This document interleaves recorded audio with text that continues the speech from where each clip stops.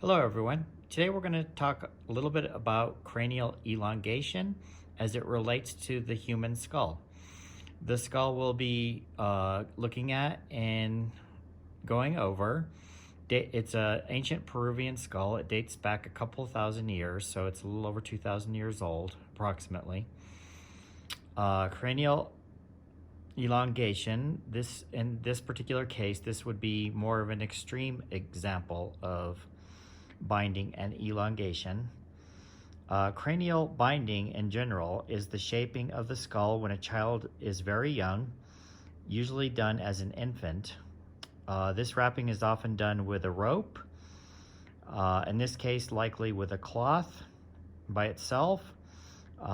Sometimes it is also done where it is wrapped with a board on the back, which is also known as cradle boarding. The result usually is a misshaping, flattening, or in this case, extreme elongation. This wrapping or binding is thought to be the oldest form of body modification. And body modification predates the written word and may go as far back as 9,000 years or more. And again, this particular skull is from Peru, and it's a female skull. It's important to note that cranial elongation was done also in a number of other parts of the world. So this particular one instance just comes from the area of Peru. Cranial elongation was practiced even up through the 20th century, and there may be a couple of southern Pacific islands that are still practicing it today. For the most part, it's been banned internationally, so it's not something that you see so frequently anymore. In the case of this, the cranial binding, and what they know of cranial binding or the cradle boarding is that it does no damage to the brain. It just is done for a variety of reasons that are probably unknown to us. Same as when we have, even in our current society, there's lots of different forms of body modification, whether it be piercing, tattoos, all sorts of things, and it's all done for a variety of different reasons. Some of it's personal, some of it is to be part of a group. So no one really knows for sure the reasoning behind cranial elongation, but it is believed to be the oldest form of body modification.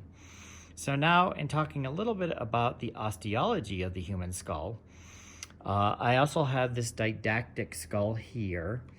It's a color-coded skull. There's 22 bones in the human skull. This is created in a way such that it can be taken fully apart and put back together. All the bones in the skull are connected by these suture lines, as we see through here, with the exception of the mandible. The mandible is connected via a hinge joint. It is the one bone that is not connected in the human head by sutures. What is interesting about this is even though the cranial binding has been done here, and you can probably see where it would have wrapped around tightly and extended it out, you can still see all the bones of the skull, the brain case portion. This is known as the neurocranium, which is the brain case, and this would be the brain case up in here. So we have right through here is the frontal bone, and you can see the suture line coming through here of the frontal bone. Just same thing here. We see this blue section. This is the frontal bone. Then we have this area that's in here. There's a suture line that comes through here and it goes down into that area. Just this yellow section in here, and that is the sphenoid bone. Then we have this section that comes right through here. You see the suture line through here, coming around the ear canal, the external auditory meatus. This is the temporal bone. The temporal bone comes up through here, and it's part of this whole section here is known as our zygomatic arch. The back portion is part of the temporal bone.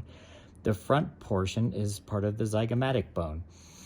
So we have two bones that come together, and they're connected here via suture. So you can still see very faintly, but you can see that suture line that runs right through here. Then we have the back section of our neurocranium in here, and that's the purple portion back here. That is the occipital bone. So we can see the occipital bone, We can see the parietal bone, we can see the temporal bone, we can see the sphenoid bone, and we can see the frontal bone. So all those sections are fully visible. And then we have right in here, this section above our mouth, right through here, this is the maxilla. Then we have this portion of the maxilla goes up in here, the two little bones that sit on the top. You can see those two bones right up here. That is the nasal bone.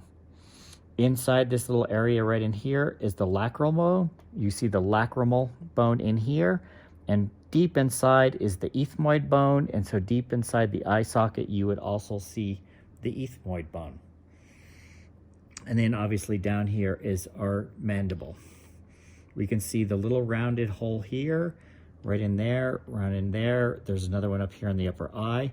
Those are known as foramen. Foramen allows the nerve endings and capillaries and such to come through the skull up under the skin, and provides the sensories, feeling. This affects the senses, affects the blood flow, everything that goes underneath the skin. So that is the profile view of the human skull here, the didactic skull. This is the ancient Peruvian cranial elongated skull in profile. I'll turn these to a slightly different angle so that we can now see the front view, the anterior view. So this is the anterior view, the front view of the human skull. This is the ancient Peruvian skull. This is the human skull. As you can see, all the features are very similar, with the exception of the aspect of the elongation of the top portion of the head. This top portion is known as the neurocranium. The facial skeleton is the viscerocranium. The brain case is the neurocranium. So just very quickly, we'll go over some of the anatomical features. When you're learning to draw the human head, it's really important that you understand the articulation of all the bones and the connections. It'll make if you have that knowledge, you'll be able to make your drawings that much more realistic. And from the front, we can also see, in addition to the anatomical structure, we can also see some of the foramen that are not so prevalent from the side view, from the profile. But right here, now you can see the suture line coming all the way up through here, all the way up through there. That is the frontal bone. That's the blue section in here. This is all the frontal bone. This top portion of the nose, there's two bones. It splits down the middle. You can see right here, it's the nasal bone. Then we have the maxilla. The maxilla is on one side, then there's another section of the maxilla on the other side. The little pointy area that you see right in here, this is an important landmark because the lip will come off of this outside of the nostril. This is the nasal spine. So we have the maxilla, we have the nasal bones, the nasal spine. Right in here on the side, we have the lacrimal bones that are on each side, and deep in here is the ethmoid bone. Obviously, when you're doing a realistic portrait, a lot of that is not visible, but from the skeletal portion, it is. Then you can see here we have the suture lines through here, the suture lines running right through here, and this is the zygomatic bone up in here. Zygomatic bone up in here. So your cheekbone is a combination of the maxilla forming with the zygomatic bone. Then we see down here, we see the mandible. You can see we have foramen in here, we have large foramen in here, foramen up in here, foramen up in here, and that's the area where all the capillaries and nerve endings come to the surface underneath the skin. Helps give us a sense that we can feel and sense things. And then right up here we have the frontal bone. Then you can also see right here on the side, this area in there, this is the parietal bone. This section in here that we have here, and it's also on the other side, this is the temporal bone. And we cannot see the occipital bone that sits in the back. You might be able to see a little bit of the sphenoid bone in here on each side. It lies in here right behind this little arch right here, okay? So that is the front view, the anterior view of a cranial elongated skull. You can kind of tell where the cloth probably wrapped around through here and it was tighter and it made everything extend out. And again, it would have been no harm to the individual doing that form of cranial cranial elongation does not hurt the brain. The brain adapts and grows with the skull in that capacity. There are still maybe a couple of tribes, indigenous populations in the world that practice it, but for the most part it's banned, very much like foot binding and a few other practices that have occurred over the years. It is the oldest known form of body modification, and almost all cultures at different times throughout the world have practiced this form in one way or another. So probably dates back some 10,000 years. In terms of art, science fiction, and so forth, you can do these fantastic studies, and most characters that you see in a lot of sci-fi films and whatnot are actually based on things that exist in nature. So seeking these out, having good understanding of all these different things, allows your imagination to just run wild, and you can do all sorts of creative things. You can even take this and start combining it with animals and animal features and so forth. And that's how a lot of creature design and fantasy art develops, through concept design. So I hope you enjoyed this. I'll add a little section here. We're going to do another one.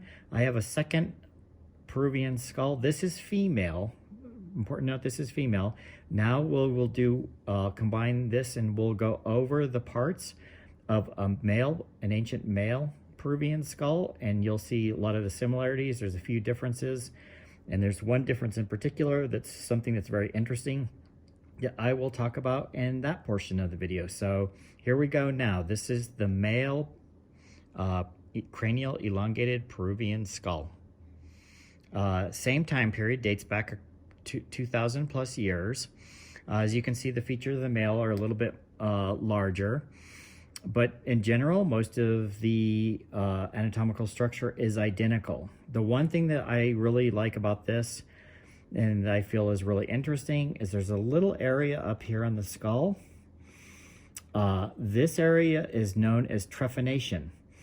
Trefonation occurs when probably it could have been from a blow to the head or some sort, but the good news for this individual is he probably lived and it re-healed and bonded back together. So could have been from a fall, some sort of blow, who knows what was the cause of it, but it did heal back together. So this is known as trefonation, and it occurred at the very top portion of the frontal bone. So going over the anatomy very quickly, the cranial binding would have occurred through here. The head extends out. We'll look at this in just a few minutes from the profile view, so you can see the difference in profile. But we have the frontal bone. You can see the brow is very distinct on the male. It was much softer on the female. We have the eye sockets. We have the nasal bones. There's a very strong nasal spine that comes through here. We have the maxilla, and you can see the suture line right here, the suture line through there. Then we see the zygomatic bone. This is all the mandible. The ramus of the mandible comes through here. You can see pretty clearly here the temporal bone and the suture line of the temporal bone. Remember, all the bones of the human skull are held together with sutures, with the exception of the mandible. The mandible is connected via a hinge joint. But all these other bones, and there are 22 bones in the human skull, they are all connected with these sutures. So frontal bone, temporal bone. The section in here is where we have the sphenoid bone. Right in here is the lacrimal bone. Deep inside here is the ethmoid bone. Zygomatic. Then we have the maxilla on both sides, zygomatic on both sides. And then we have the mandible, and obviously we have the teeth. The teeth are not bones. Teeth are made of enamel. A lot of people think when you ask somebody how many bones make up the human skull, a lot of people start counting the teeth, but the teeth are not bones. They are enamel. So there are 22 bones in the head, but the teeth are not bones. So I will now turn this in profile. Oh, and just one more thing. The parietal bone is up here at the top. It comes down here. So this green section of here, this is the parietal bone. And you can see there's the suture line, the orange section. This is the suture line here. So that's the temporal bone, parietal bone, and frontal bone. And again, this collapsed area possibly from a blow to the head or a hard fall, is known as trefonation. And let's look at the male cranial elongated skull in profile. We can now see really clearly this suture line. That's probably the most notable, and that is for the temporal bone right in here. This little section here is the mastoid process. This is mastoid process. That's where the sternocleidomastoid, the origin of the sternocleidomastoid muscle. We have the little ear canal in here. We have that right here. That is the external auditory meatus. This portion of the bone here is the temporal bone. There's a suture line that comes right through there. The front portion is the zygomatic bone. But if you refer to this whole section combined together as one, it's known as a zygomatic arch. But it's actually two separate bones. It's a zygomatic bone, and it is the temporal bone. This whole section all the way up in here that runs all the way through here and comes down the middle, this is the parietal bone. There's two parietal bones. There's one here and one on the other side. Then this area in here, this is all the frontal bone. And again, now you can see where this blow to the head happened, and that is known as trefonation. You can clearly see how distinct the brow is now in here. This is very distinct. This ridge in here, the temporal ridge, is very distinct. The sphenoid bone, you see the suture line through here. The sphenoid bone runs right down in there. You can see the mandible through here, and it connects right here. That's a hinge joint. Then we have right through here is the maxilla. The nasal bones sit up here on the top. And now you can see how the far out on this particular one, the nasal spine extends. And the upper lip would come out of the nostril and then come over the teeth. If you notice, this comes out as sort of a triangular shape through here. And then so one thing that separates humans from the other greater apes is we have a chin. So it goes out, we come back, we have a chin, and then we go back out, and then we wrap around the mandible. Greater apes would just go straight back. They wouldn't extend back out again. This back section of the skull right in here, same as this purple area in here, that is the occipital bone. That is the back portion of our head. Your trapezius muscles and so forth would connect to that. And then we have the foramen magnum underneath here, and that's where the vertebral column comes. Humans we walk upright, we are bipedal. So the foramen magnum in your vertebral column connects in through the bottom of the skull. Greater apes and a lot of animals that are quadrupeds, it connects more toward the back or directly to the back, depending on the animal species that we're looking at. So again, cranial binding, it was wrapped around. This is another extreme example of cranial binding. It's really the oldest known form of body modification that we can clearly see that exists today from skulls that we found from the past. So that sums up the little section here on cranial elongation. There are examples, I should point out, there are examples of cradle boarding, where it's wrapped around and the back of the head is very flat. So they would have wrapped this around but had a board on the back that they had connected to the back of the skull, which kept it flat across the back, but it was rounded otherwise around. This is a little bit more rounded all the way around.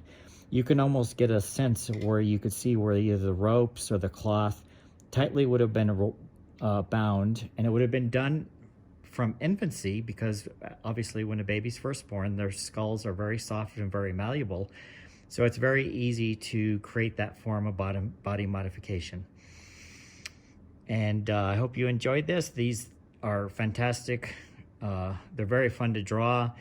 And it's even more fun to then, after you get to where you know the skull very well, that you can add your own features and create your own portraits of what an individual may or may not have looked at based on the articulation of all the bony landmarks of the skull.